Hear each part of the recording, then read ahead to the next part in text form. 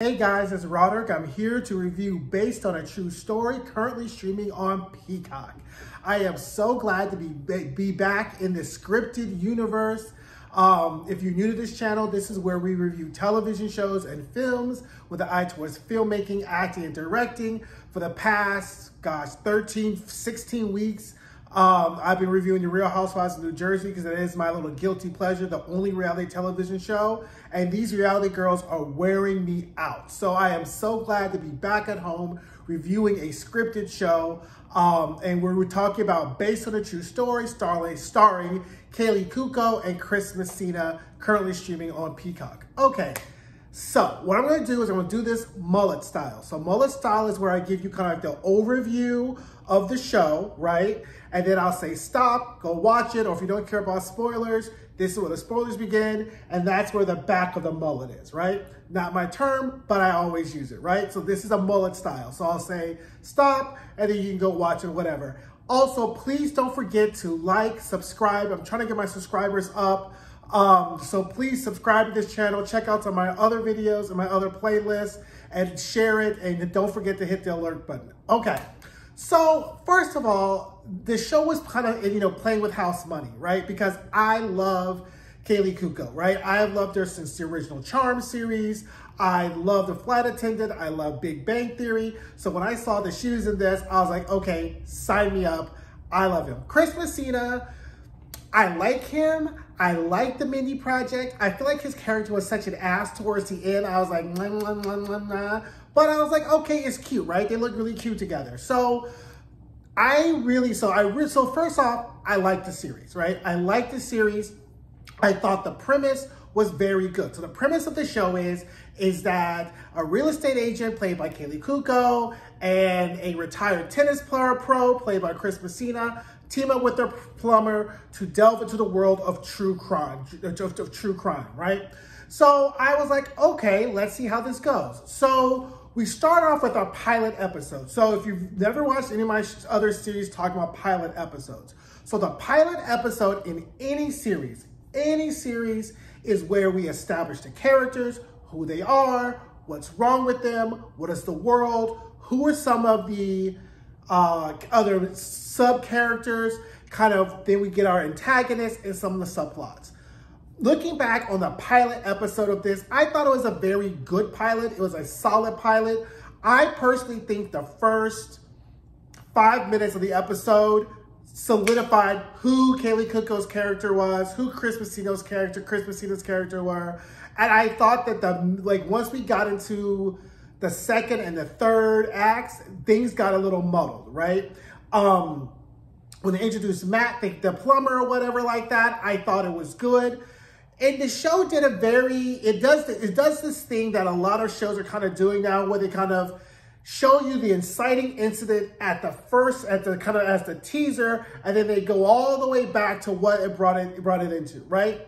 Let me tell you why that does not work. Unless you are a series like How to Get Away with Murder. If you remember the show How to Get Away with Murder, the first season, right, they showed us the incident, right? If you haven't watched it, I'm just going to ruin it to you. They show you somebody being murdered, right? Then we find out later on who that person was murdered by. Then they show us who was involved in the murder. So every episode kept going back to the first thing we saw in the teaser, and every teaser was an elongated or an expansion of that first teaser. Otherwise, there was no reason, I feel like, in Based on a True Story to kind of show us this teaser we had in the first part, because we got to that towards the end anyway. But that's very, very minor. I thought the chemistry between Chris Messina and Kaley Cuoco was great. And as we get into the second and the third episodes, we start fleshing out this world. We're already invested in their relationship, their husband and wife. And Kaley Cuoco has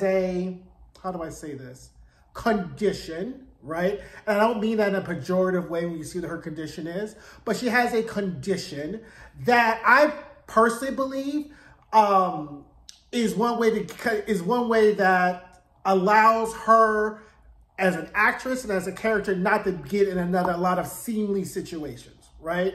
And I think that one of the things that I feel like holds this show back is that fact it's on Peacock. I feel like if this show was on HBO or Showtime, it probably would have been a very different type of show, right? And one of my kind of drawbacks or kind of things about the show is it tries to do both things. Like if you're going to be on Peacock, NBC, and want to be that wholesome, everybody wants to watch your show, you don't offend anybody, then be that show, right?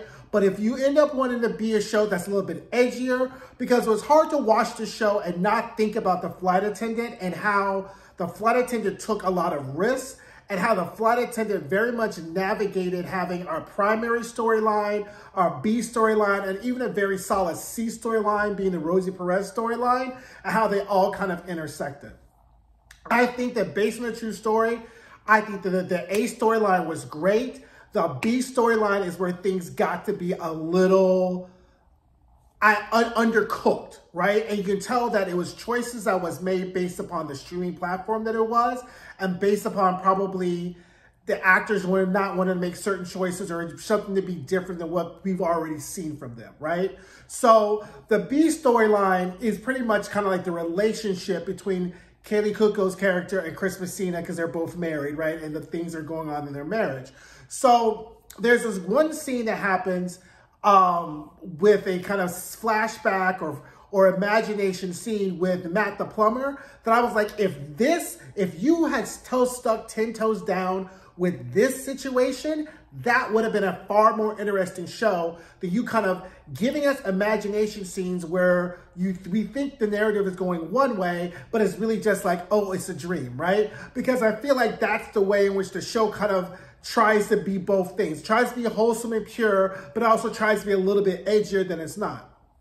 And I feel like it would have been a better show if they had taken the risk that we see in the imagination scenes and not the risk and not go back to what we kind of, the very safe. I felt like the show was a very, very safe show. I thought that the concept was very novel. The characters were the main characters, you know, Matt, Kaylee Cuoco's character, and Chris Messina's character were all very interesting characters for the most part, even though they don't really develop Matt that much.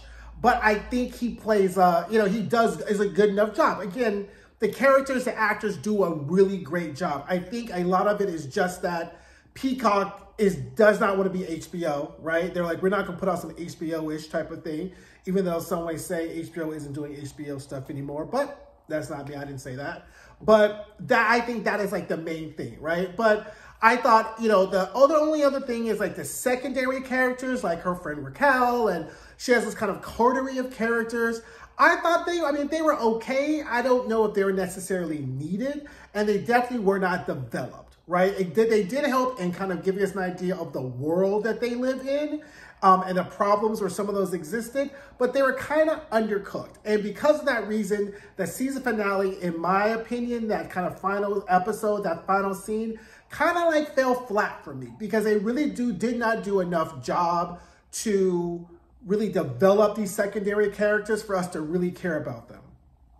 And the show uses a dog as an allegory for something going on in Chris Messina's life that I thought was very useful, but they don't really do a really good enough job of giving us a significance and that importance. Like, we get it through an exposition, through a fight, but the first scene we see, we're like, okay, now we get it. How is he handling this? How is he dealing with this? But again, these are all minor things. I thought that I binged the show on a Sunday afternoon, evening, and I loved it. I have no qualms. I think you should definitely watch the show. The things that I have problems with the show are just, again, it's a Peacock show, right? And this is kind of the first Peacock scripted series that I've watched. So I don't know if all the other Peacock series play it safe like this. This show definitely played it safe, in my opinion, a little too safe for the subject matter and the high quality of actors you had. But again, I don't own a show, I don't have a show on Peacock. So again, go watch it. Drop down in the comments. Let me know what you think.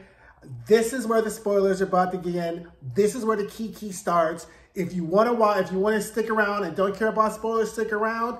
If you do care about spoilers, this is where you should pause.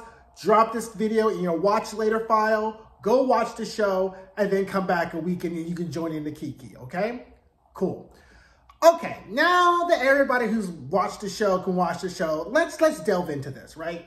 Because let's go back to the pilot. I thought that first scene with the whole murder, I didn't think that was necessary, right? I just didn't think that was necessary because we're going to get to the murder later on.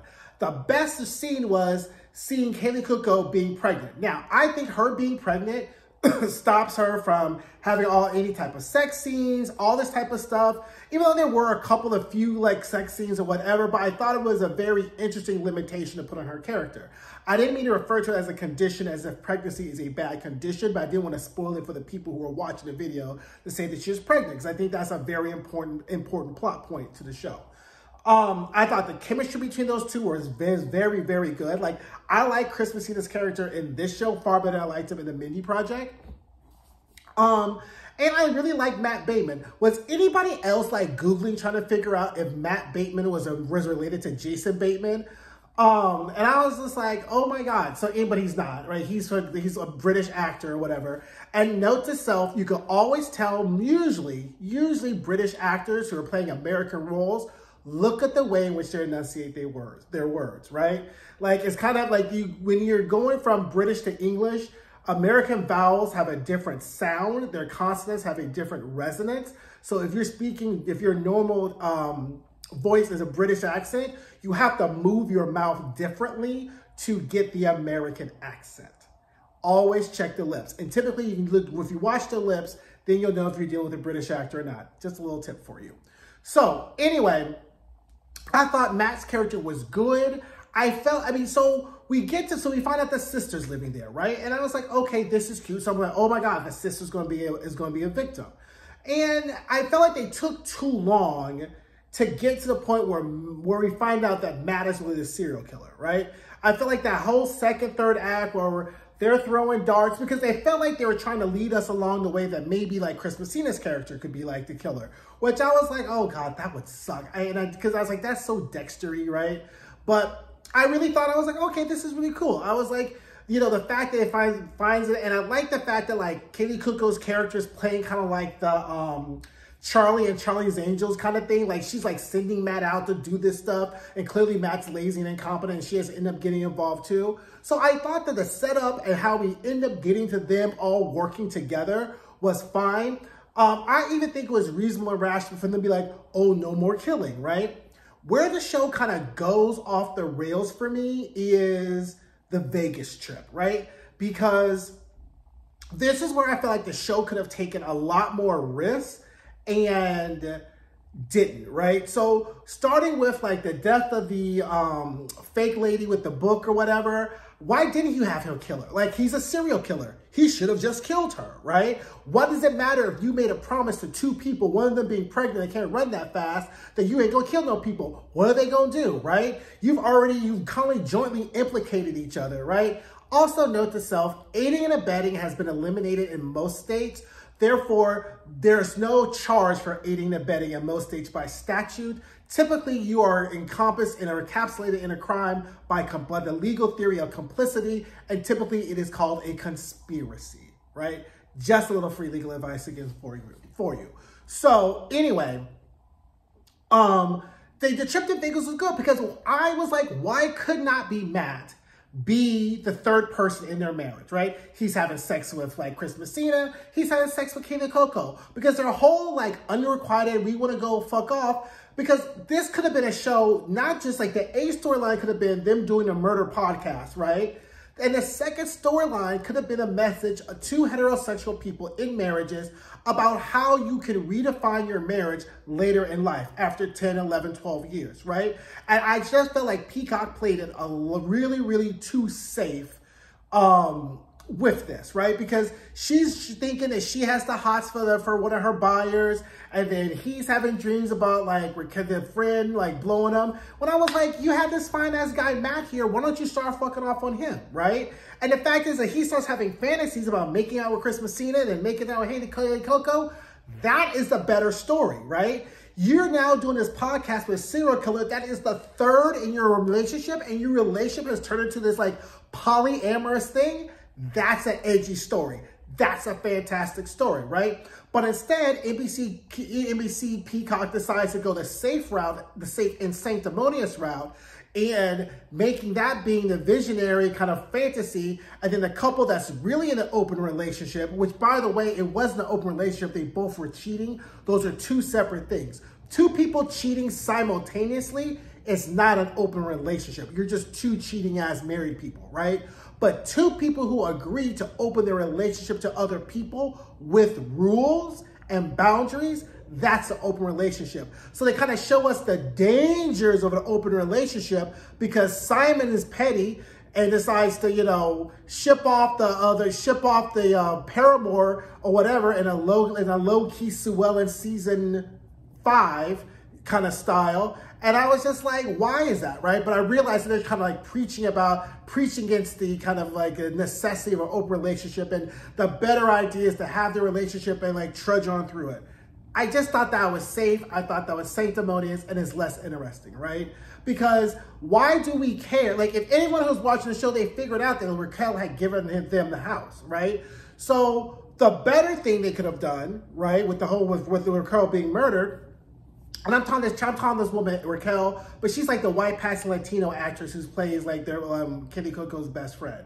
So the better thing was, if you didn't like Simon from shooting your dog, why didn't you frame the murder on Simon, right? Like that's the better thing, right? That's the better angle of it. The body comes, why didn't you just frame the murder on Simon? I just don't understand. Like, I just felt like there was a lot of more interesting ways in which they could have kind of done some of the plot points to make it interesting, but it didn't diminish the quality of the show. It just kept it at a B when it could have been like an A to A minus. I think that's a better way of saying it, right?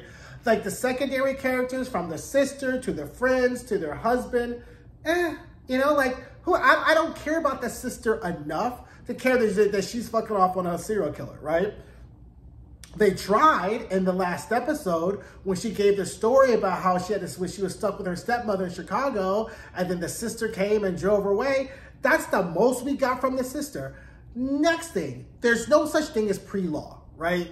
Like, no one goes, like, you can be pre-med in med school. That's an idea that you're gonna go to med school and you have to take a certain number of courses for you to go to med school, like, you know, calculus, organic chemistry, biology, whatever. There's no such thing as pre-law. You could take art history and go to law school. So there is really nothing that you really need to take for you to qualify to go to law school. Sorry, second pet peeve of mine from the show. Anyway, so I don't really care about them. The other friends, I was like, I guess, you know, I could take a leave. I didn't even know the blonde chick lady's name, kind of like Twiggy with the hair. Didn't know her name. Didn't know the ambiguous kind of black looking lady. You know, like the show did very much, you know, I like the fact that they didn't decide to just start plopping in black people in spaces that would make it look unnatural. Because the truth of the matter is, there are some places and some spaces where there are no black people, right? And I think that the show did a very good job of like giving you some kind of like ambiguous, lightly colored people that you could be like, they're kind of something. So it's not, so people couldn't just say, oh my God, it's all white people. Well, no, this person is this and this person is this. I just rather you just have them all white. You know what I'm saying? Like, that's what I liked about the first Gossip Girl, right? They were all white. They were doing rich white people things. And when they did come tap with a black person, like Tika Sumpter in that season, Tika Sumpter and her daddy showed up. But otherwise, it was rich white people doing rich white people things. And I'm okay with that, right? Because in the real world, there are places and spaces where there are no black people. So you don't have to keep throwing in these kind of like ethnically ambiguous people that just be like, oh, there's a color quota for the day. But again, these are all minor things. I really liked the show. I thought it was enjoyable. I mean, she can do no harm for me. Harley Quinn, I mean, she is literally just playing with money at this point. Like, she could have probably taken a hot dump in the show, like on the floor, and I've been like, because I just like her that much, right? So that's my biases from the show. The drawbacks, I think that that's just the nature of watching a Peacock show. I have not seen any other Peacock streaming episodes or shows, so that I just think that when you have the streaming shows coming from like ABC or NBC or CBS, they're going to be more kind of not family oriented, but family friendly-ish, right? As opposed to like your Netflix or maybe your Hulu's or Max's or Showtime or something like that. And I think that's just a difference because a lot of the shows I watch, or Prime, sorry, are kind of on those other streaming platforms, and they kind of have a little more riskier, kind of take a lot more risks. And some of the risks don't always work out. So the fact is that they could have taken the risk I stated and it not really be, and not have worked out and not have been receptive, right? I ain't gonna pay for this. I ain't gonna pay for a streaming service if this show had flopped. So do you, Peacock? Caw, do you? So anyway, those are my thoughts on Based on a True Story. Let me know what you guys think. I hope it gets picked up for a second season. Tell me what you thought about the thing that they weren't really eating like leftover danglers. Like, we know what did it. Like, that was the kind of thing. It was just very neat. So I felt like they did it, you know, not knowing they're going to get picked up for a second season. So I don't know. I enjoyed it. I hope you all enjoyed it. I hope you all guys enjoyed it too. Drop down in the comments. I still have, I think I'll do another Real House story time kind of between the next scripted series or whatever like that. But child, I'm ready for these scripted series to come back because like I said, these reality girls are wearing me the fuck out. So anyway, don't forget to like, subscribe, and share, and I will see you guys later. Bye.